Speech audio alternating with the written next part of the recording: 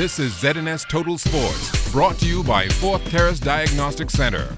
Hi, good evening and welcome to Sports Monday. I am Julian Gibson. Come to New Year, a major international ladies softball tournament will be coming to the second city. The English Caribbean Amateur Softball Confederation Ladies Tournament will take place in the new year, January 23rd to the 27th in the second city. The Bahamas Softball Federation making all the necessary plans to make sure that all is in place.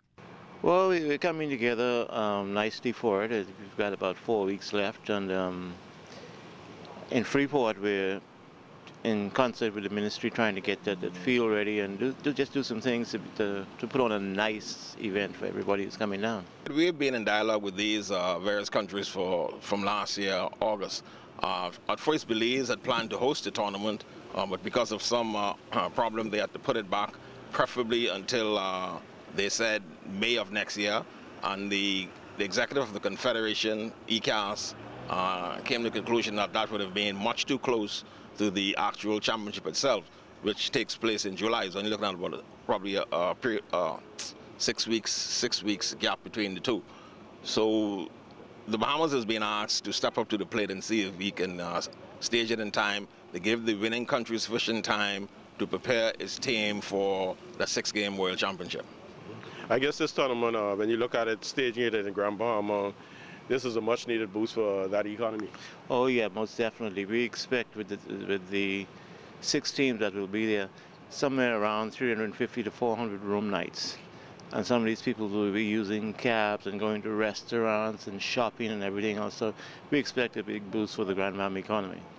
Now, the Bahamas Softball Federation is still looking for additional financial help to pull off the tournament. The event is being played at the facility at the Grand Bahama Sports Complex. It's a facility that hasn't been used as extensively, so it's relatively in good shape. We'll be working with the Freeport City Council to have the bleachers and everything in place, and there will be seating enough for everybody. So we're appealing to all those sporting fans on Grand Bahama to come out for these 4 or 5 days and enjoy it. By the same token, the support of the corporate community in Grand Bahama is important.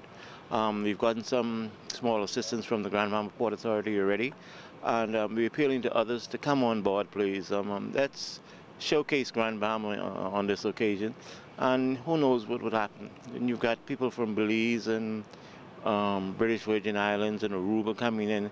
Who knows what's going to happen from a business aspect of it. Switching to basketball, the Kalis Rural Pinewood Christmas Basketball Camp wrapping up on Saturday night. A special guest was in the house, Rick Fox.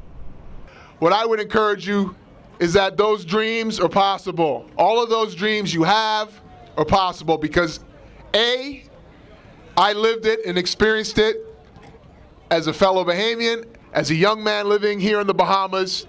And I actually didn't begin and leave until I was 15 to go to school in the States. But my foundation, just like yours, was laid right here on our island of Nassau. Now with 1 year under its belt, Kalis Rural and Jeff Rogers looking ahead to next year. Well, we're going to do something in the summer. This is the launch pad for a number of community development activities.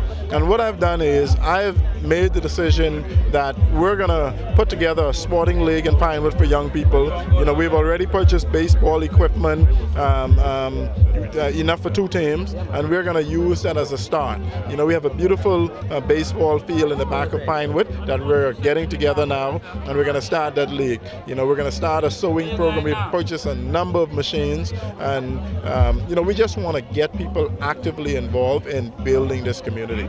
You know, just to find ways to bring young people together, you know, because young people face many challenges. Even though it's a Christmas holiday, they're still looking for positive things to do, and we believe that having the basketball camp and giving them shorts and T-shirt and trophy, and as you can see behind you right now, there's a big box where every kid will get a toy.